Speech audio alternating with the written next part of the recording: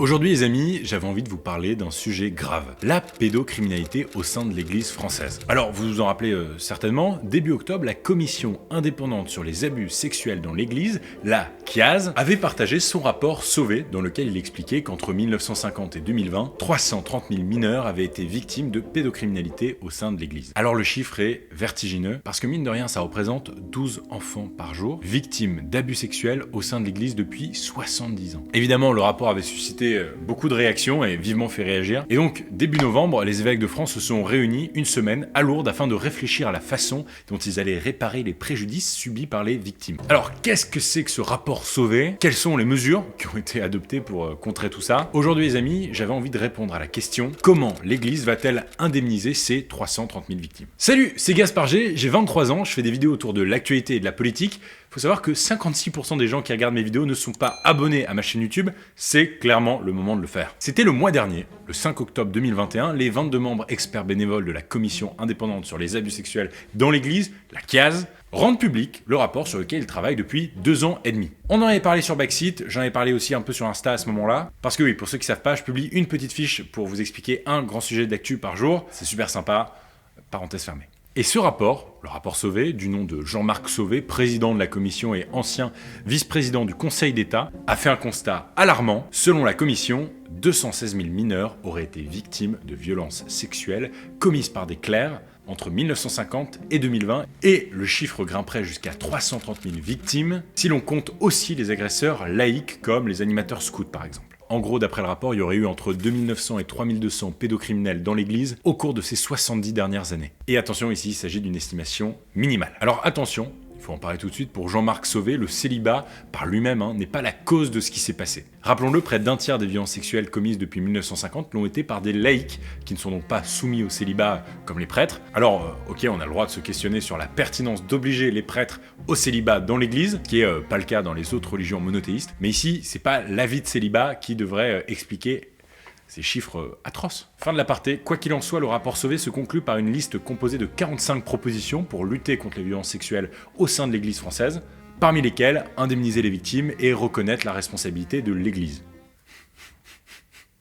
Il serait temps.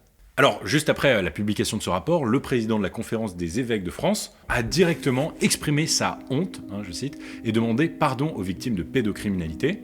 Et quelques semaines plus tard, un sondage IFOP paru dans le journal La Croix montre que 66% des catholiques sondés ne feraient pas confiance à l'Église sur la protection des mineurs. Alors voilà, après le temps du pardon, le temps de l'action était fermement attendu. Alors un mois après les révélations, les quelques 120 évêques catholiques de France se sont réunis à Lourdes pendant une semaine. En vérité, 2 fois par an, l'intégralité des évêques, on parle de la conférence, s'y réunissent dans le cadre d'une assemblée plénière afin de prendre des décisions concernant l'Église catholique en France. Et donc cette année, le grand sujet, c'était la réparation des victimes de pédocriminalité au sein de l'Église. Et vendredi dernier, le 5 novembre donc, le représentant des évêques de France, Monseigneur Éric de Moulin-Beaufort, joli nom, a fait une déclaration très forte en expliquant que les évêques de France reconnaissaient la responsabilité institutionnelle de l'Église avec un grand E dans les agressions sexuelles. Concrètement, qu'est-ce que ça veut dire? Ça veut dire qu'ils reconnaissent désormais qu'il ne s'agit pas simplement de faits isolés et que l'Église, en tant que système, est responsable des crimes commis sur des centaines de milliers de mineurs ces 70 dernières années en France. Et ça, c'est quand même très symbolique. Pour info, les évêques avaient déjà demandé pardon pour leur silence coupable face aux abus sexuels dans l'Église catholique en 2016,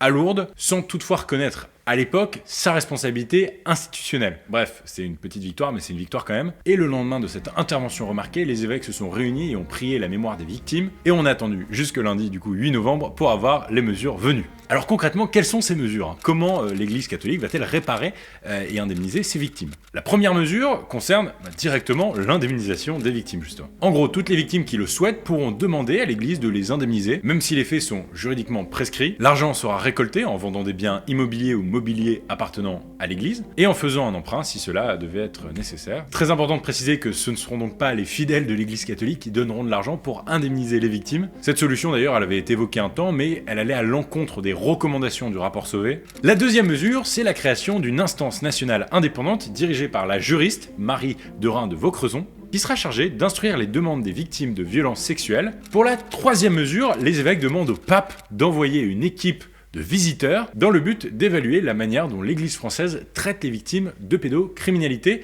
et protège ses mineurs. Et enfin, Quatrième mesure, les évêques ont annoncé la création de 9 groupes de travail composés à la fois de religieux et de laïcs, qui travailleront sur des thématiques diverses comme l'analyse des causes de violences sexuelles au sein de l'Église. Par ailleurs, Monseigneur de Moulin-Beaufort a expliqué qu'un tribunal canonique, qui permettra de prononcer un certain nombre de sanctions, comme le renvoi de l'état clérical, sera opérationnel, et ce, dès le 1er avril 2022. Alors voilà, plusieurs mesures ont donc été annoncées. Si les associations et les victimes les ont félicitées, beaucoup considèrent qu'il s'agit en vérité d'une victoire en demi-teinte. Pour certaines victimes, les annonces ne sont clairement pas suffisantes. Le mot qu'ils ont employé, repentance, pour moi ne représente rien.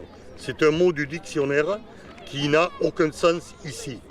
Ici, il faut qu'ils me disent les prédateurs seront punis et seront exclus de l'Église. Alors parmi tous les reproches formulés, on retrouve notamment l'absence de prise de parole du ministre de l'Intérieur, Gérald Darmanin, ou encore le fait qu'on ne connaisse pas très concrètement la hauteur à laquelle vont être indemnisées les victimes de l'Église. Par ailleurs, Arnaud Gallet, cofondateur du collectif Prévenir et Protéger, et lui-même victime donc de viol par un prêtre dans son enfance, s'étonne, et à juste titre, que ce soit l'Église qui ait la charge de se juger elle-même, et de s'infliger du coup sa propre peine. Et c'est vrai que ça paraît complètement absurde, et comme il le dit, pas sûr que ça se passerait comme ça pour une autre religion. L'Église qui est coupable, qui reconnaît sa culpabilité, c'est elle en fait qui se juge. On est dans quelque chose complètement dingue, alors que les chiffres, faut le rappeler, parce que vous parlez, vous voyez, de pédophilie. Moi, je suis désolé, je vous reprends sur les termes. Pour moi, c'est de la pédocriminalité.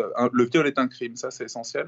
Quant à François Deveau, membre du collectif qui s'appelle De la parole aux actes et qui est l'une des figures de la libération de la parole des victimes de religieux, il regrette l'absence de prise de parole du pape à ce sujet, celui qui avait exprimé son immense chagrin après avoir lu le rapport Sauvé. Le Saint des Saints n'a jamais reconnu la responsabilité institutionnelle de l'Église, et selon lui, comme pour la théologienne Anne Soupa, sans cette reconnaissance du pape, il sera quasiment impossible de réformer l'institution que constitue l'Église catholique, notamment en la féminisant davantage. Il s'est prononcé tout de suite dès le premier soir pour dire que partager la honte qu'il éprouvait, mais je pense qu'il laisse les épiscopats en face de leurs responsabilités, et je le regrette parce que presque toutes les décisions de réforme dépendent de Rome. Donc les évêques sont effectivement dans une position un peu difficile parce que les catholiques et les victimes demandent des réformes et Rome est sourde. Alors quand même, en décembre, le pape devrait rencontrer Jean-Marc Sauvé, ainsi que les autres membres de la CIAZ, on verra ce qui en ressortira. Alors donne-moi ton avis en commentaire, dis-moi si tu penses qu'il faudrait rendre imprescriptibles les crimes sexuels sur mineurs. En gros, est-ce qu'une victime de crimes sexuels pourrait porter plainte à n'importe quel moment de sa vie, qu'il n'y ait jamais prescription? C'était Gaspard G, une vidéo tous les mardis et tous les jeudis à 21h. Bon là ça fait 2 semaines que les jours sont fériés donc c'est un peu compliqué, mais... Alors active la cloche pour ne rien rater, abonne-toi, et à bientôt.